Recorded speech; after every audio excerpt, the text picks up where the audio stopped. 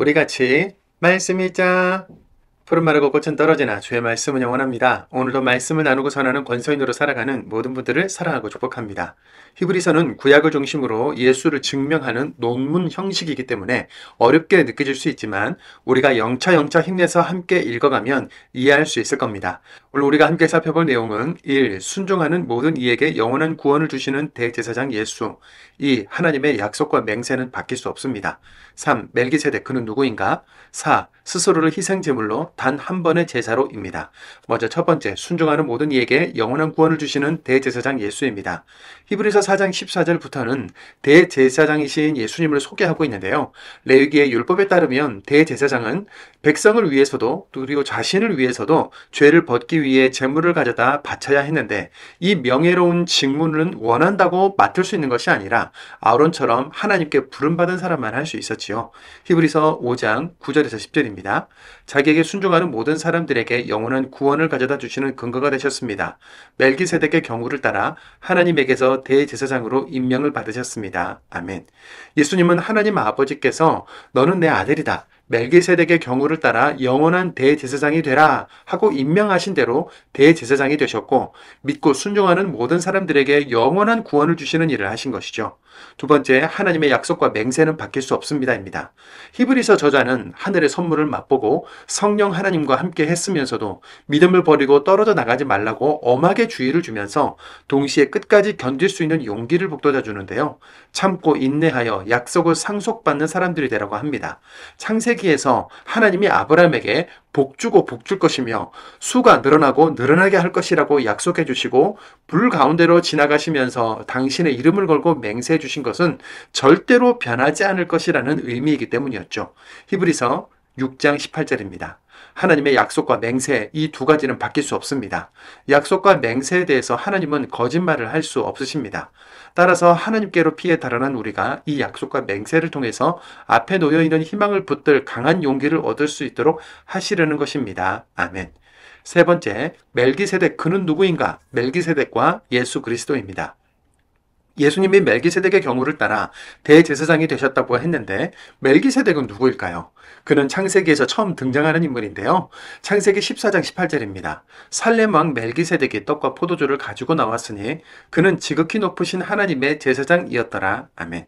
여기에서 살렘은 예루살렘을 가리키는 것으로 예루살렘이 아직 종교적인 중심지가 되기 전부터 왕이자 제사장이었다는 것입니다. 멜기세덱은 유대인들에게 미지의 인물이었는데요.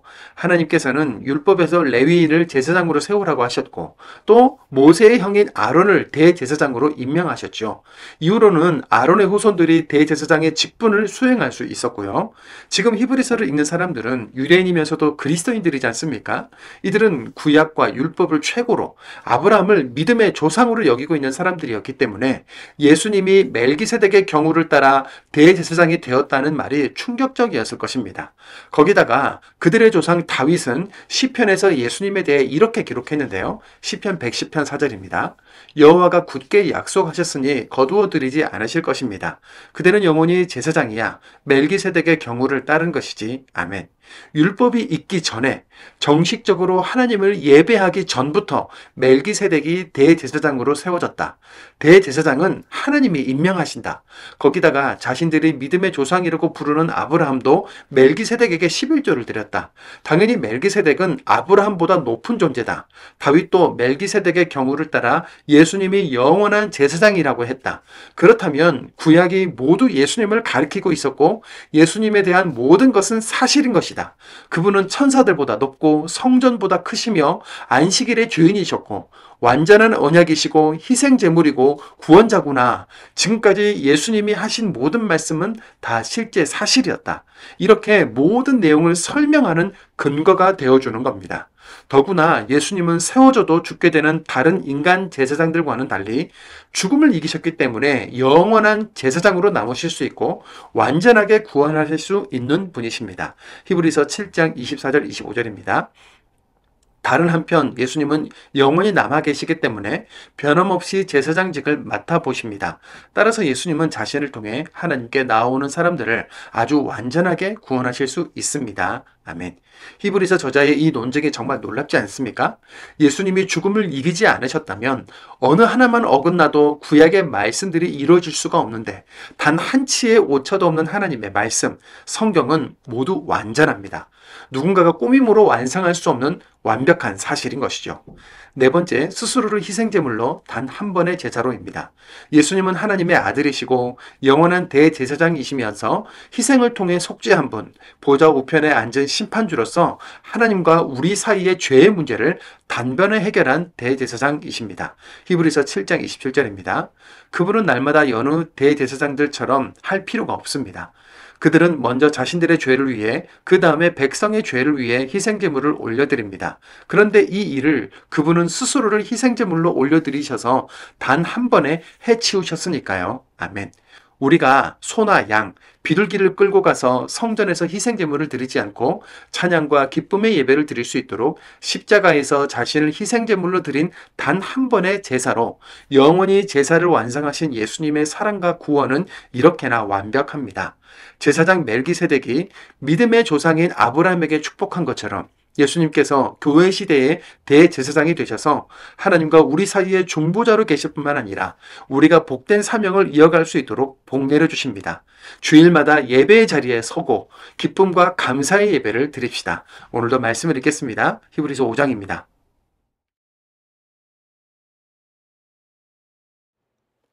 히브리서 5장. 대제사장은 누구나 사람들 가운데서 뽑혀서 사람들을 위해서 하나님 앞에 나아가는 일과 관련하여 임명됩니다. 그리하여 그는 예물과 희생 제물을 가져다 바쳐 죄를 벗게 하는 일을 합니다. 그는 몰라서 속아 헤매는 사람들에게 너그러운 마음을 품을 수 있습니다. 자기 자신도 약함에 휩싸여 있기 때문입니다. 그렇기 때문에 그는 백성을 위해서 하는 것과 마찬가지로 자기 자신을 위해서도 죄를 벗기 위해 제물을 가져다 바쳐야 합니다. 아무도 이 명예로운 직무를 스스로 맡는 것이 아니라 하나님께 부름을 받는 것입니다. 아론도 그랬던 것처럼 말입니다. 이와 같이 그리스도님도 스스로 영광스럽게 하여 대제사장이 되신 것이 아닙니다. 그리스도님에게 이렇게 말씀하신 분이 그렇게 해주셨습니다. 내 아들이야 너는 내가 오늘 너를 낳았어. 마찬가지로 다른 곳에서도 이렇게 말씀하십니다. 너는 영원히 제사장이야. 멜기세덱의 경우를 따른 것이지. 육신을 입고 사시는 날 동안 그리스도님은 자기를 죽음에서 구원하실 수 있는 분께 나아가서 매달리는 기도와 하소연하는 기도를 드렸습니다. 힘주어 외치고 눈물을 흘리면서요. 그리고 하나님은 그 공경하여 받드는 것을 보시고 들어주셨습니다. 그분은 아들이시지만 겪으신 일을 통해 순종을 배워 익히셨습니다. 그리고 완전하게 되신 뒤에 자기에게 순종하는 모든 사람들에게 영원한 구원을 가져다 주시는 근거가 되셨습니다. 멜기세덱의 경우를 따라 하나님에게서 대제사장으로 임명을 받으셨습니다. 이에 대해서 우리가 할 말이 많은데 설명하여 말하기가 어렵습니다. 여러분이 듣는 것에 둔해져 있기 때문입니다. 흘러간 시간으로 볼 때 여러분은 가르치는 사람이 되어야 마땅합니다. 그런데 다시 누군가가 여러분에게 하나님의 말씀의 초보 원리들을 가르칠 필요가 있는 형편입니다. 여러분은 단단한 음식이 아니라 젖이 필요한 사람들이 되었습니다. 젖을 먹고 사는 사람은 모두 올바름에 관한 말씀을 경험하지 못한 사람입니다. 어린아이이기 때문입니다. 반면에 단단한 음식은 완전히 자란 어른들의 것입니다. 그들은 거듭된 연습을 통해서 좋은 것과 나쁜 것을 구별할 정도로 훈련된 감각을 가지고 있습니다. 히브리서 6장. 이런 까닭에 그리스도님에 대한 가르침의 처음 단계를 뒤로하고 완전한 단계로 나아갑시다. 기초를 다시 놓는 일이 없도록 합시다. 그 기초는 죽은 행실들에서 돌아서는 회개와 하나님에 대한 믿음입니다. 또 세례들에 대한 가르침과 손을 얻는 안수와 죽은 사람들의 부활과 영원한 심판입니다. 우리는 이것을 해낼 것입니다. 하나님이 허락하시면 말입니다. 하지만 불가능한 일도 있습니다. 한번 빛을 받아 하늘의 선물을 맛보고 성령님과 함께하게 된 사람들, 하나님의 좋은 말씀과 장차 올 세대의 능력을 맛본 사람들과 관련된 일입니다. 그들이 믿음을 버리고 떨어져 나가면 그들을 다시 새롭게 하여 회개에 이르게 할 수가 없습니다. 그들이 스스로를 위해 하나님의 아들을 다시 십자가에 매달고 구경거리로 만들었기 때문입니다. 땅이 그 위에 자주 내리는 비를 받아 마시고 땅을 일구는 사람들에게 쓸만한 식물을 낸다고 합시다. 그런 땅은 하나님으로부터 복을 받아 누릴 것입니다. 그러나 땅이 가시덤불과 엉겅퀴를 내놓는다고 합시다. 그런 땅은 쓸모없고 저주를 받은 것에 가까워 끝에 가서는 불태워질 것입니다. 말은 이렇게 해도 사랑하는 여러분, 우리는 여러분에 대해 굳게 믿고 있습니다. 여러분에게는 구원과 관련하여 더 좋은 일이 있을 것입니다. 하나님은 불의한 분이 아니셔서 여러분이 한 일과 하나님의 이름을 위하여 여러분이 나타내 보인 사랑을 잊지 않으실 테니까요. 여러분은 성도들을 섬겼고 지금도 섬기고 있습니다. 우리가 간절히 바라는 것은 여러분이 저마다 똑같은 열의를 나타내 보여 희망의 확실함을 끝까지 간직하는 것입니다. 여러분은 게으른 사람이 되지 않도록 하십시오. 도리어 믿음과 참을성으로 약속들을 상속받는 사람들을 그대로 따라하는 사람이 되도록 하십시오. 아브라함에게 하나님이 약속하실 때 걸고 맹세할 더 큰 이가 없어서 스스로에게 걸고 맹세하셨습니다. 하나님이 이렇게 말씀하셨습니다. 내가 너를 복 주고 복 줄 것이다. 또 수가 늘어나고 늘어나게 할 것이다. 이렇게 하여 아브라함은 참고 기다린 뒤에 약속하신 것을 얻었습니다. 사람들은 더 큰 것에 걸고 맹세합니다. 맹세야말로 그들의 모든 논쟁을 마무리 지어 확정해 줍니다. 하나님은 약속하신 것을 상속받을 사람들에게 하나님의 뜻이 바뀔 수 없다는 것을 더욱 분명하게 보여주기 바라셨습니다. 그래서 맹세로 보증하셨던 것입니다. 하나님의 약속과 맹세, 이 두 가지는 바뀔 수 없습니다. 약속과 맹세에 대해서 하나님은 거짓말을 할 수 없습니다. 따라서 하나님께로 피해 달아난 우리가 이 약속과 맹세를 통해서 앞에 놓여있는 희망을 붙들 강한 용기를 얻을 수 있도록 하시려는 것입니다. 우리에게 있는 그 희망은 영혼의 닷과 같아서 안전하고 확실합니다. 나눔막의 더 안쪽으로 들어가는 희망입니다. 우리를 위해 앞서 달려가신 분으로서 바로 예수님이 그곳으로 들어가셨습니다. 예수님은 멜기세덱의 경우를 따라 영원히 대제사장이 되신 것입니다. 히브리서 7장. 이 멜기세덱은 살렘 임금으로 더없이 높으신 하나님의 제사장입니다. 임금들을 쳐부수고 돌아오는 아브라함을 맞이하여 아브라함에게 복을 빌어준 사람입니다. 아브라함은 그에게 모든 것의 10분의 1을 나누어 주기까지 했지요. 그의 이름을 번역하면 첫째로 정의의 임금이라는 뜻입니다. 다음으로는 살렘의 임금, 곧 평화의 임금이라는 뜻입니다. 그에게는 아버지도 없고 어머니도 없고 족부도 없으며 생애의 시작도 삶의 끝도 없습니다. 그는 하나님의 아들과 꼭 닮은 분이며 줄곧 제사장으로 남아 있습니다. 눈여겨보십시오. 이분이 얼마나 대단한지를. 전리품의 10분의 1을 아브라함이 이분에게 드렸습니다. 족장 아브라함이요. 레위 자손 가운데서 제사장 직무를 맡는 사람들은 율법에 따라 백성한테서 10분의 1을 거두라는 법령을 받았습니다. 곧 자기 형제 자매들한테서요. 그들 역시 아브라함의 허리에서 나왔는데도 말입니다. 그러나 멜기세덱이 족보상으로는 그들 가운데 들지 않는데도 아브라함한테서 10분의 1을 거두었습니다. 그러고는 약속을 받은 그에게 복을 빌어주었습니다. 아무런 논란의 여지 없이 축복은 더 낮은 사람이 더 높은 사람에게 받는 것입니다. 한쪽에서는 죽을 사람들이 10분의 1을 받습니다. 그런데 다른 한쪽에서는 살아있다고 성경이 증언해준 사람이 받습니다. 이를테면 10분의 1을 받는 사람인 레위도 아브라함을 통해서 10분의 1을 바친 셈입니다. 멜기세덱이 아브라함을 만났을 때 레위는 아직 조상 아브라함의 허리 속에 있었으니까요. 레위 계통 제사장직을 통해서 백성이 완전함에 이를 수 있었다고 해봅시다. 백성은 레위 계통 제사장직을 바탕으로 율법을 받았지요. 그러면 이른바 아론의 경우를 따르지 않고 멜기세덱의 경우를 따라 다른 제사장을 세울 무슨 다른 필요가 더 있었겠습니까? 제사장을 세우는 방식과 그 일이 바뀌면 율법도 바뀔 수밖에 없습니다. 이런 논의의 대상이신 분은 다른 지파 소속이시고 그 지파에서는 아무도 제단을 돌보는 일을 한 적이 없습니다. 우리 주님이 유다 지파에서 나셨다는 것은 분명합니다. 그런데 모세가 제사장들에 대해 말할 때 유다 지파를 두고서는 아무 말도 하지 않았습니다. 이 점이 더더욱 아주 분명해집니다. 멜기세덱과 닮은 꼴로 다른 제사장이 세워진 걸 보면 그렇습니다.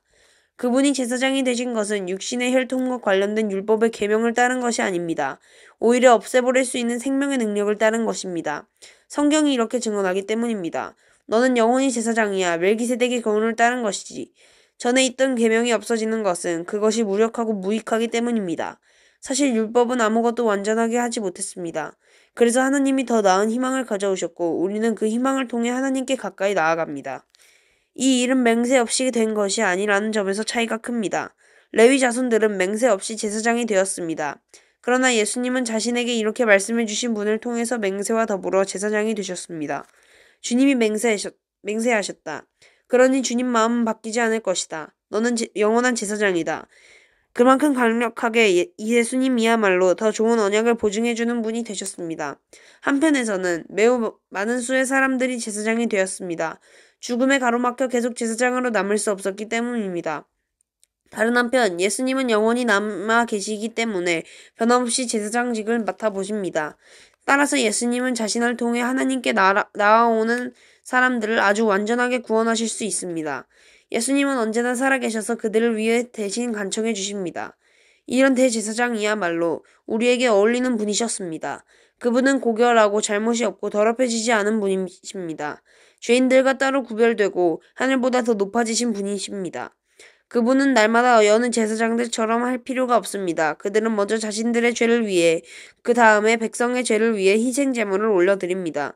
그런데 이 일을 그분은 스스로를 희생 제물로 올려드리셔서 단 한 번에 해치우셨으니까요.